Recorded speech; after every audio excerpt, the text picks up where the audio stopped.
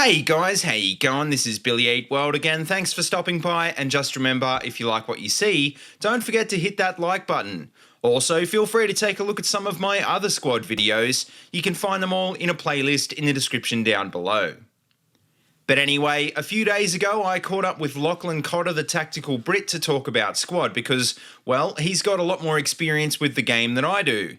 He's actually been playing the game since pre-alpha, so I figured it would be a good idea to bring him on to give you guys a much better idea of what the game's all about.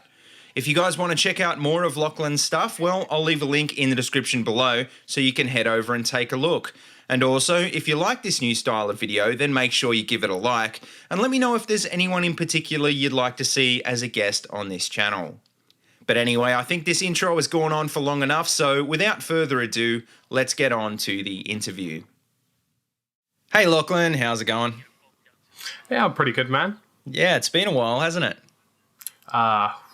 Yeah, about sort of 9 months to a year, I think. Yeah, for anyone who's watched my channel for long enough, you'd probably remember that Lachlan and I used to do a podcast called the BF on PS4 podcast.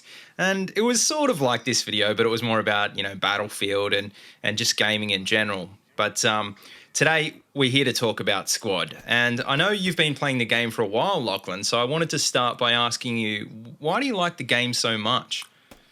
Well, for me, Squad is one of those games which pulls in aspects from lots of different titles and then uses it to make its own kind of direction, if you get me.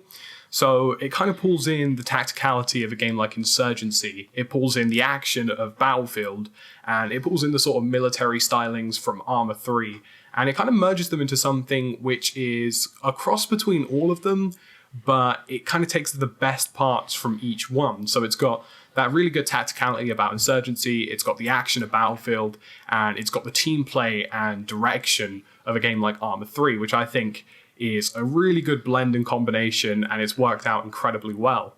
Yeah, see, that's basically what I got from the game when I first started playing it, because I sort of felt like it was a lot like Arma 3, but, just different enough that people that don't necessarily like Arma 3 might actually get into Squad. I mean, a lot of people like games like Battlefield and, a lot of people like military simulators, but I'd say that, there's probably more people in the Battlefield camp, and I think, Squad is a game that is good for people that don't quite like everything to be so realistic, and what do you think about that?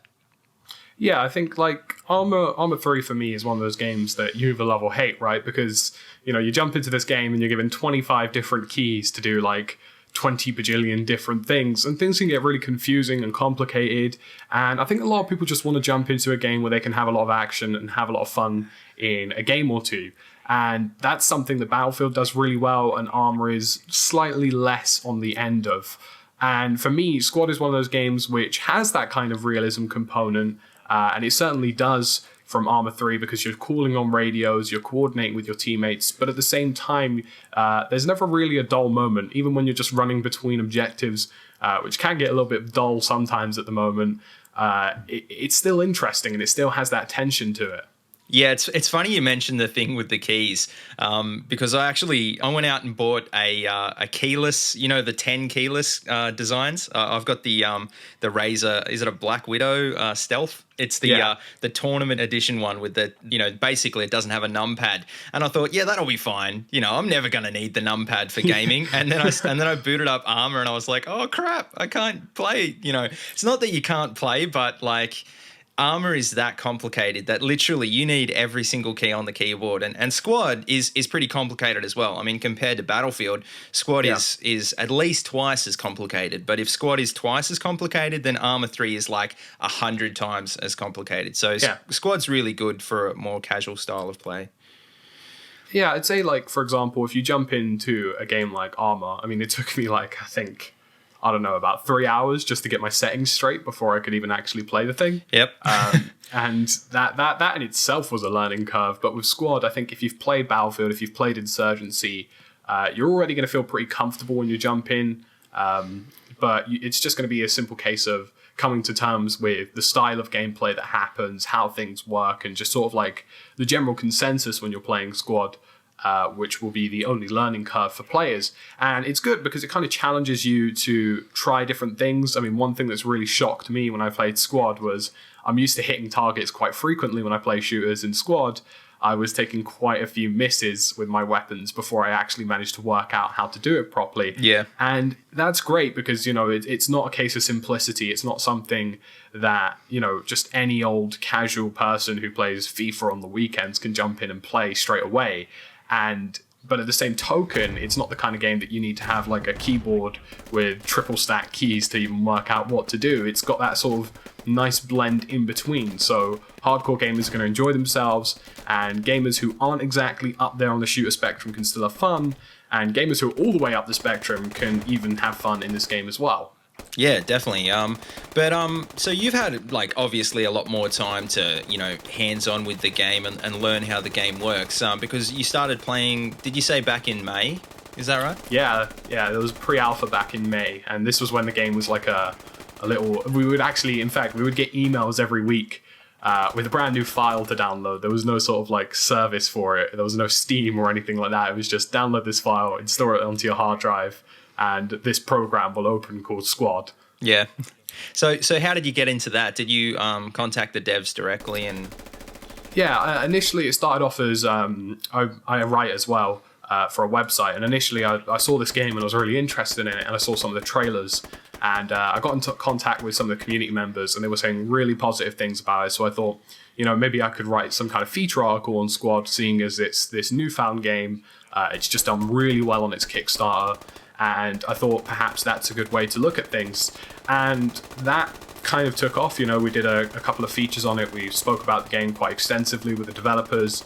And the interesting thing as well is that you get thrown straight into a Skype group with all the devs and map designers and stuff like that. So lots of contact was made available. But, suddenly from there, it was stemming into something a lot bigger for me because obviously, I have my own first-person shooter YouTube channel. And all of a sudden, I was finding myself playing this game every weekend and having a blast. And it only seemed to make sense that when I was having this much fun with a game, that clearly there was an incentive there to record it. So that's been happening since about June all the way up to now. And, I think I've clocked something like, I'd say, a good 200, 300 hours. And this is in pre-alpha state, with 90% of the stuff missing, and I've been really enjoying it. Yeah, and that must have been really hard as well, because I mean, I only got the game this week, and it's in early access now. And still, when you boot up the game, you can't expect to get a solid 60 FPS all the time. It's in that state. So honestly, I've got to give you credit for being able to play it in its first couple of days. But one thing I will say is that I really like the fact that obviously the Squad devs are really getting in with the community and trying to work out what the community want in a game. And that's what I think is so good about games like Insurgency. I mean, the devs are in there and communicating with the community and figuring out what sort of game people want to play. And that's why I think Insurgency is, basically become as popular it is.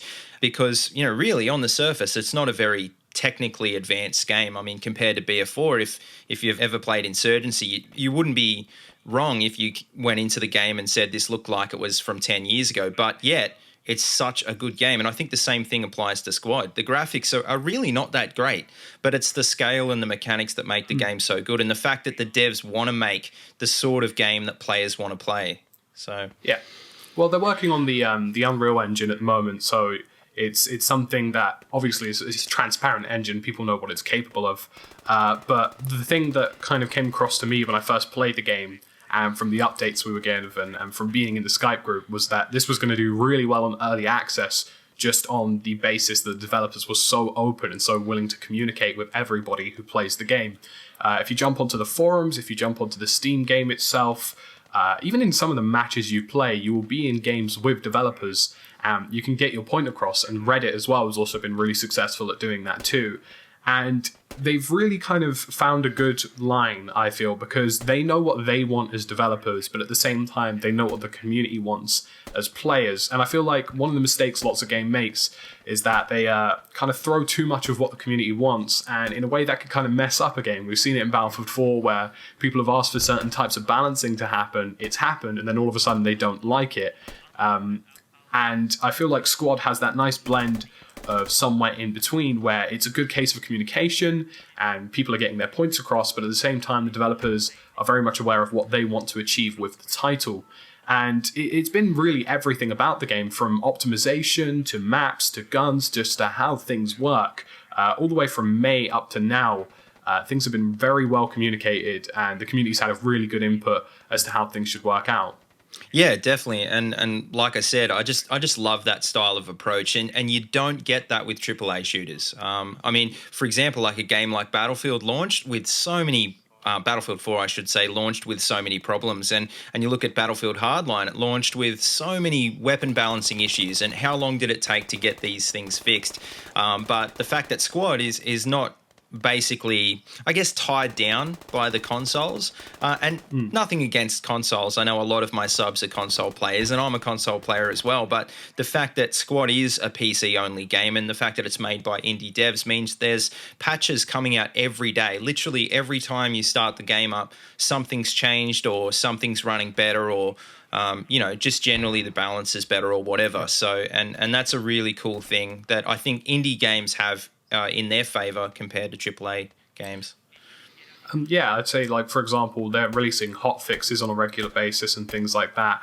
And it's all about, for me, how what the community wants is being conveyed to them. And Squad, even though it's in early access, is in a very playable state, I'd say, at the moment. Optimization-wise, it's not quite there, and of course that's only going to improve. Like I say, they are on the Unreal Engine, so it's just a simple case of ironing out a few kinks, and eventually we're going to be getting really high frame rates. But for me, it's the fact that the game is already in a really good, fun, and playable state, and the developers only really are focusing at the moment on optimizing things and adding assets. They're already in a situation as an early access game where they can start adding things and, throwing them into the game without worrying too much about what's going to happen. And some early access games take months to do that, and these guys have managed to do it within their first week of release. And it's not going to be very long until we see the vehicles come in, like Humvees and Technicals, which will have like machine guns on the back of them. And the game's very much expanding at a rate, I feel, which makes it incredibly interesting to be involved as an early access player. Yeah, definitely. But obviously Squad is a very different game to most of the AAA shooters that we're talking about. But obviously it has its advantages, like we said, the constant updates and that sort of stuff, the fact they're communicating with the community and that sort of stuff. How do you think the game is going to go in terms of popularity? Do you think Squad could ever reach the same sort of popularity as the AAA shooters?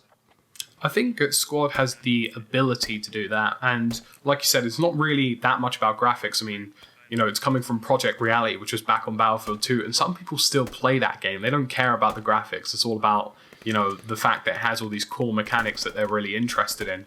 And there's lots of really interesting developments that the team over at Squad have made that I feel as though will definitely make it enticing to players from all kinds of backgrounds. And we saw within the first week of early access launch, they actually reached the #1 spot on the top sellers list. And this is an early access title, so there's definitely a lot of hype around it. And at the moment on Steam, it's boasting a very positive review score. So definitely the community is enjoying the game, and that's important. But like I was saying, there's things that they're adding in that I feel as though are going to attract lots of players. So one of the things that they've done is they've looked at dynamic weather and dynamic day and night cycles, and this is something which, by the looks of things, will be available on every map that they have. So, one game you're going to be playing, it's going to be raining and hammering down. The next game, it's going to be a cold, sunny afternoon or something. And that's just a minor feature that they've implemented, which really adds a lot of depth to the title as a whole. But I feel as though the thing that really entices players for me is that there's going to be this whole broad spectrum of roles for players to fill into. So if you really enjoy your infantry-based gameplay, you can jump right on into a slot there. If you really enjoy flying around in helicopters, being a transport or attack helicopter, you'll eventually be able to go into that. And of course, you've got tanks and Humvees and things like that as well. And it really just pulls in every asset from different games that make them so good and blends them together. And I feel like that's what's going to make it a popular title. And I think that's one of the very few reasons that it's made its way onto the #1 spot of top sellers so far already.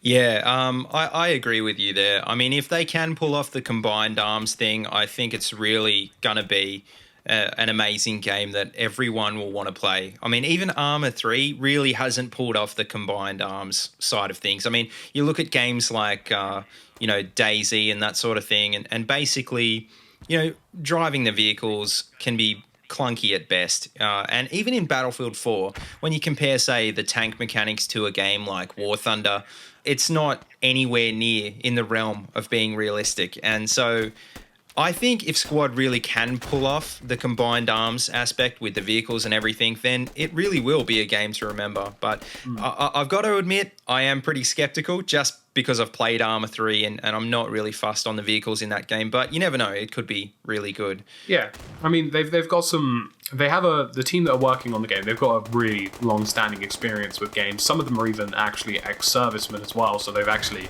seen these things in real life and they've seen these vehicles in action. And I feel as though, for me, they've got the infantry mechanics nearly there, 100%, I'd say. There's a couple of things they still need to iron out, but essentially the fundamentals are there, and the way the ballistics work on weapons has been really decent so far, and that's constantly improving too.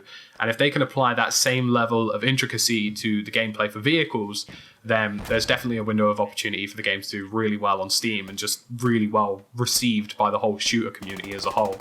Yeah, but like we were saying before, Squad is filling that middle ground between games like Battlefield and games like Arma. So I feel like if they can manage to nail that with the vehicles as well, maybe not so hard to drive like they are in Arma, maybe not so clunky and necessarily realistic, and more towards that Battlefield of style of gameplay, then they'll have a really good vehicle set, I think.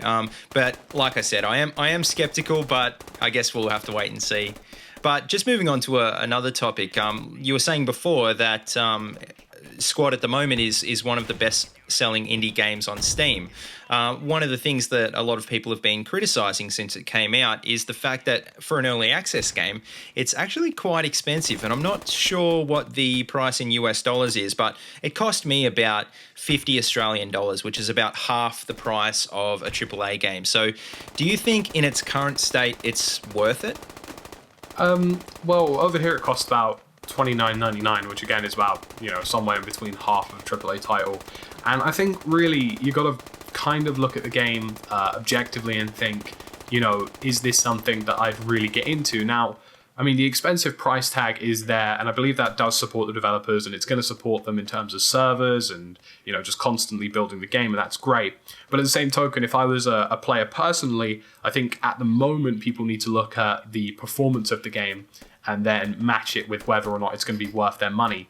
So I have a pretty sort of high-spec system, and I've been handling the game relatively well at the moment. I've been getting sort of in and around 55 to 75 frames per second on a mixture of high and ultra settings, and that depends on how many players are in the server at the time. And performance-wise, it's been pretty decent for me, and I've been really enjoying it. And, I've strongly clocked in a lot of hours on the game, and, I'd definitely say it'd be worth the £30 price tag. But perhaps if you're on a system which is of lower spec and you're not quite sure if performance is going to be at your token or at your aid, I think I'd hold off and wait until we see some more optimizations, because I think the most disappointing thing about early access games can be buying them. It's a really good game, but the optimization is going to let you down. And we've seen this all the time. We've seen this in games like DayZ where, fundamentally the game's fantastic, but optimization isn't quite there. But like I say, I'm running a 970 and 4790K setup at the moment, which is probably, I'd say, on the higher end to middle high ground of PC systems, and I've been having a good time performance-wise. But, for the game itself, core-wise, it's brilliant. The infantry gameplay is fantastic, and it's only going to get better. And I feel as though, in terms of that, it's a solid investment. I wouldn't even second guess buying the game just on the principle of the game itself. But when it comes to, how the game will run for you, that's what I'd look at first. And there's an entire thread available on Reddit of people who have posted their systems and frames per second, and you can kind of draw comparisons to your system and see if it will stack up well for you. But definitely I'd look at performance and see if it's definitely worth the kind of money then, because obviously when you buy a game, the first thing you want to do is enjoy it straight away, right? Yeah, and just speaking about performance, you just mentioned that you've got a relatively high-end system. You don't necessarily need that sort of specs to run this game, but just bear in mind that if you are thinking about buying Squad, the recommended requirements. I don't know where the hell they got that from. Maybe it's recommended requirements if you want to play the game at 30 FPS, but in my experience, it seems to me that the recommended requirements are much lower than what you actually need to run the game. Yeah. I'm running an i5 4690, which is definitely a lot slower than Lachlan's CPU, and I'm also running generation previous graphics card. I've got the GTX 770. I'm running the game fine, but I probably wouldn't want to try and run it on the 6 series or anything lower than that. And also another thing is there's some big issues at the moment with AMD CPUs. So if you have an AMD CPU, definitely do not buy this game yet. Save your money, and especially keep checking the Reddit threads and make sure that they've updated the game for AMD CPUs, or else you may find yourself buying something that you literally can't play. And speaking of buying the game, if you want to try it out and see if it works, you can actually try it out on Steam for less than 2 hours. You need to own the game for less than 2 hours, and you can apply for a refund if you want it. So if you want to try it out and see if it runs, make sure you don't play it for more than 2 hours, or you can't get that refund. So just something to bear in mind. Like I say, it's running on the UE4 engine at the moment, and performance-wise, it's not fantastically there. And I believe the problem they're having at the moment is server-side performance and how that matches with your system-side performance. And that's really probably the only thing that's holding the game back at the moment in terms of frame rate and things like that. And to be honest with you, it's just a matter of time, really. I'd throw the game on the wish list. Just keep an eye on the community, keep an eye on the Reddit forums.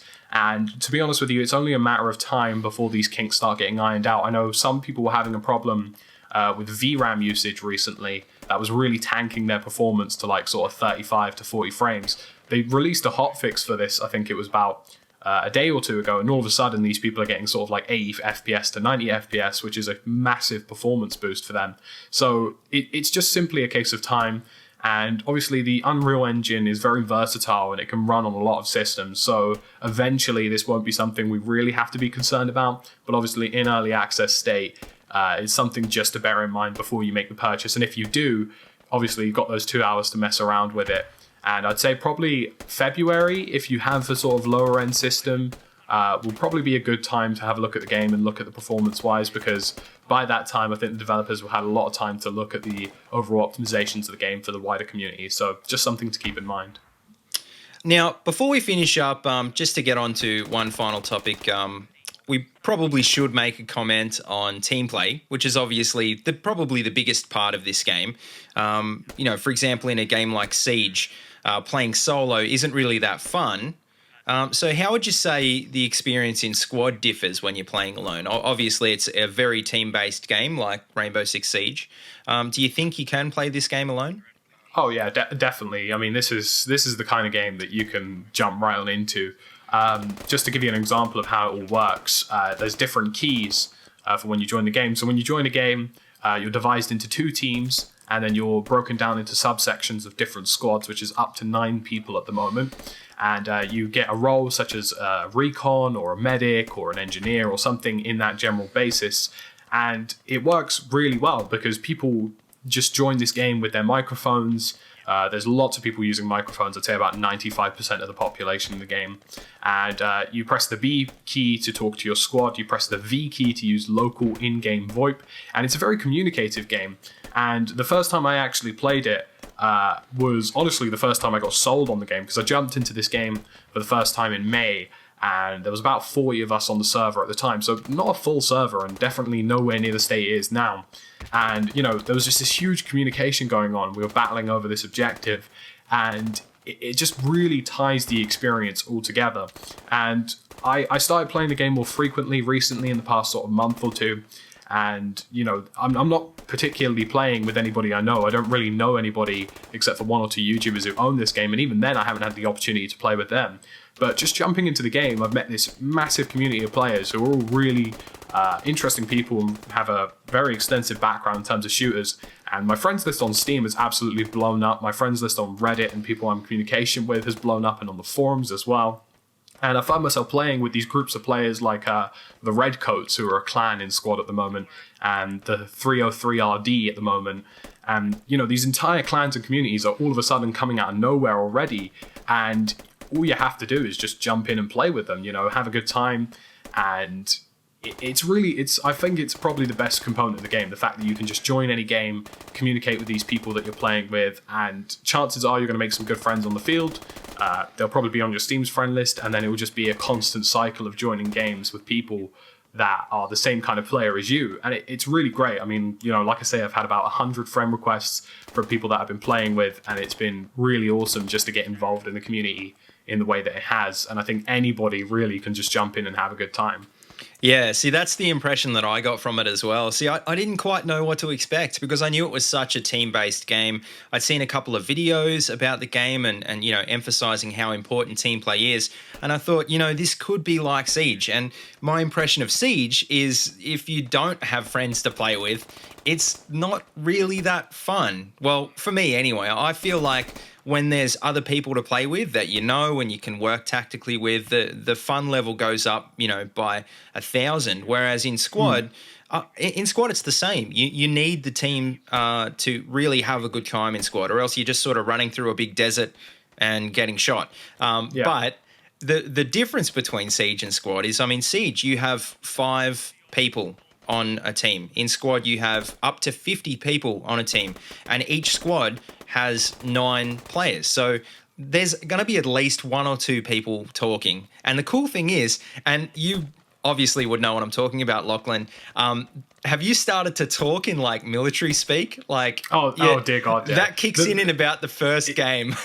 It's almost like I don't know what the game does, but you've got your map in the game which has its own coordinates. So in the map on squad at the moment, it has its own sector. So you have Alpha 1, Bravo 7, or Delta 3, and the map's broken down like that. But you also have a compass at the bottom of the screen, right? And you'll just be finding yourself in the middle of nowhere, and suddenly you're engaging with the enemy, and you've got people all over the radio shouting out, there's somebody at 240 degrees west, 100 meters out. Yeah. It's all on the basis of team play and just playing well. People want to get the kills, they want to win objectives. And suddenly, that communication just springs from that naturally. It's not something that has to be forced. You just suddenly get into it, A really good example of this, actually, with some shameless self-advertisement here, was a video that I made recently called Castle Crushers. And I joined this random game. This is nobody in my team that I've played with before. And I jump into this squad. And the squad leader who's playing at the time, he's a veteran player. And he goes to us, okay, we're going to take this castle. And this is an objective on a map called Forest. And we go for this castle, and out of nowhere, it just descends into chaos, and we've got 3 different squads battling over this one objective. And it was so surreal and intense. And, that's just something that came out of nowhere from random players that I joined. It wasn't anything that was organized, or wasn't anything that I had with players that I knew. It just happens. And I think that's such a great incentive to play the game. I feel as though a lot of people who've been looking for that in a video game will really enjoy it. Yeah, and it's just so funny because, in Battlefield, you're so used to people just talking like they're playing a video game, and you jump into squad, and the first game you play, when you see some enemies, you're like, oh, there's some enemies up on the hill, but that eventually sort of morphs into, contacts at 3:30 northwest, map A7, keypad 4 or whatever, and you start actually, honing your skills at communicating. And that's something that I didn't expect. It's not something that you look up in a guide. You just start doing it. And it only really takes 1 or 2 games. And honestly, that's something that I think is the coolest experience I've had in a video game for a long, long time. And I think it's worth referencing as well, this sort of tactical gameplay and communication happens. But at the same token, it's not it's not Arma 3. It's not some super serious game. You know, for the first sort of like 5-10 minutes of the game, you're going to be running to, you know, places of interest, or you're going to be in a vehicle in the not too distant future, driving to a place of interest.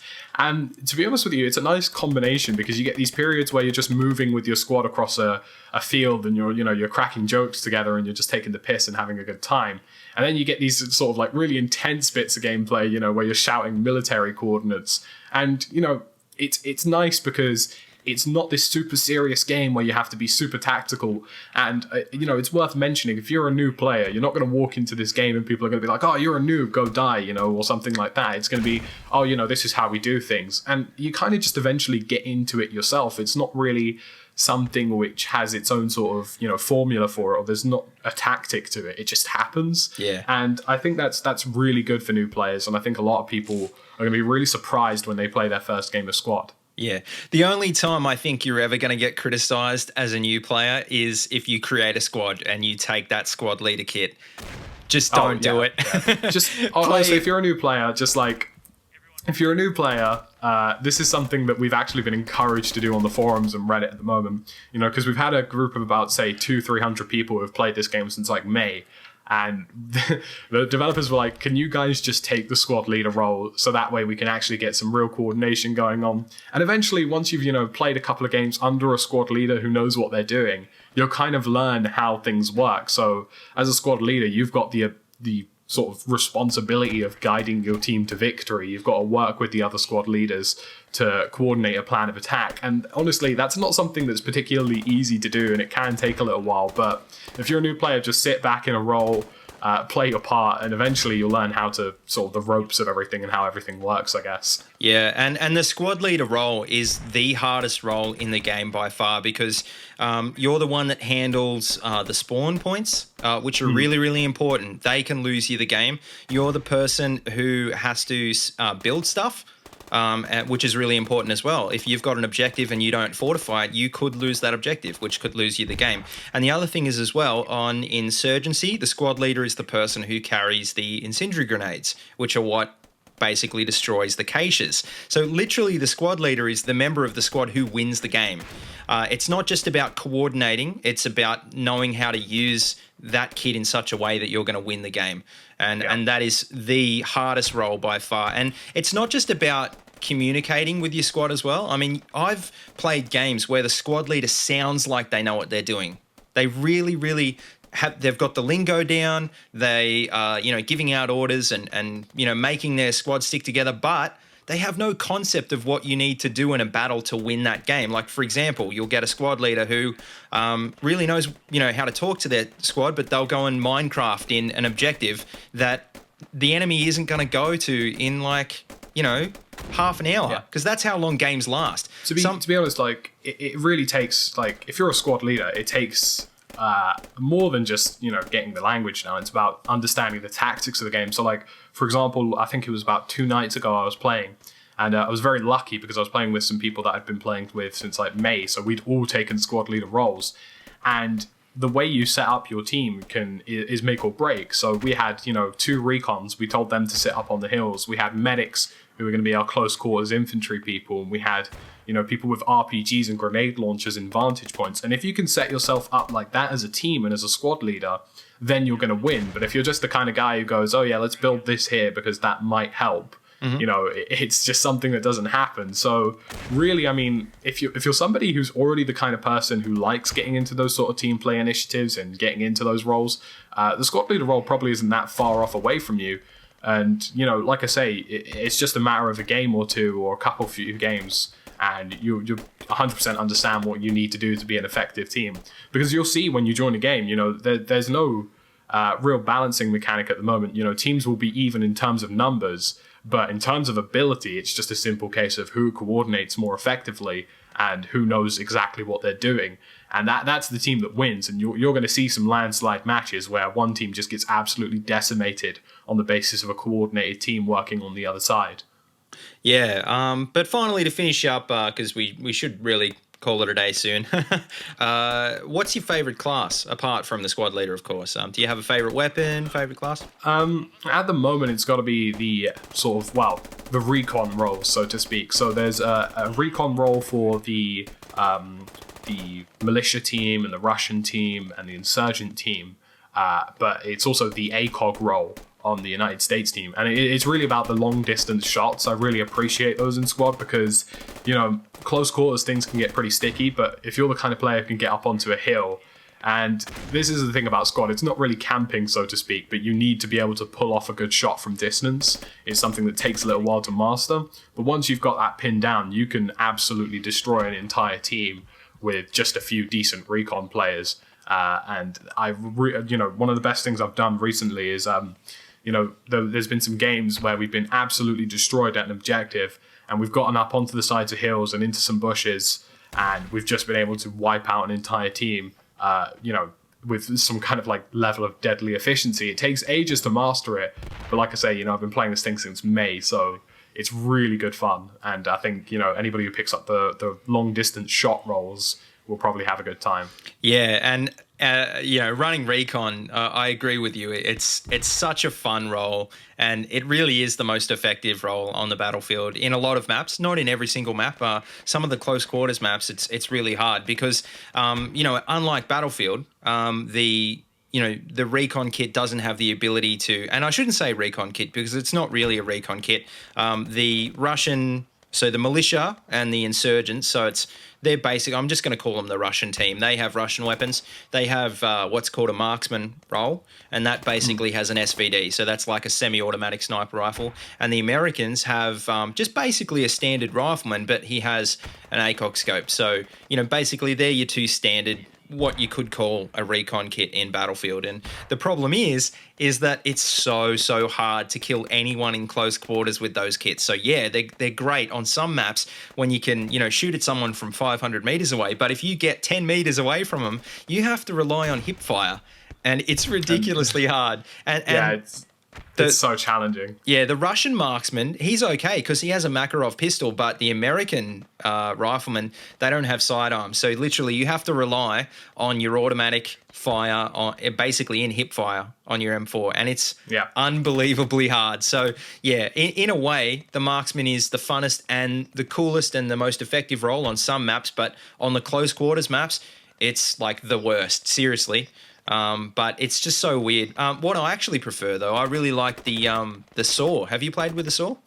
Yeah, the saw gun is really interesting. It's just like one of the things you'll notice when you start playing squad is that when it comes to how you fire your weapon and stances and things like that, things can get quite interesting. And one of the close quarters maps at the moment, I was playing as a saw gunner, and I managed to get myself dug in a really nice spot on a crossroad, and I was just absolutely mowing people down with that thing. Yeah, it's so accurate too, and it's funny because you're so used to in Battlefield, just holding the trigger in and mag dumping, and you just can't do that in squad. You've got an LMG with 200 rounds in the magazine, or in the belt, I should say, and you're literally firing 3-round bursts, and that's all you can fire, or else you're going to miss like half your shots. That's one thing that's probably worth mentioning, is like, we've been talking about these roles like recon and how effective they are and stuff, but everything is so really well refined at the moment in terms of balance. I mean, there's a couple of things here and there, but when you choose a role, you really have to play to that role. I mean, you can't be a recon and then suddenly decide that you're going to go breach a close quarters building with your teammates. It just doesn't work that way. And at the same token, you can't be a saw gunner and think, oh yeah, you see that guy who's 300 meters out, I'm going to nail him. Yep. It's really nice how they've managed to get that kind of balance almost kind of there already, I guess, for an early access game. Yeah, it's so cool. But anyway, we're running out of time, so we should probably call it a day. So thanks for coming on, man. And it's been great talking to you. Yeah, no problem. Yeah, so remember, everyone, check out Lachlan's channel. I'll leave a link to it in the description below. And just remember, if you like what you see, don't forget to like, comment, and subscribe. And if you haven't already, check out the links in the description. You can check out all my other videos. And as always, see you later and have a good one.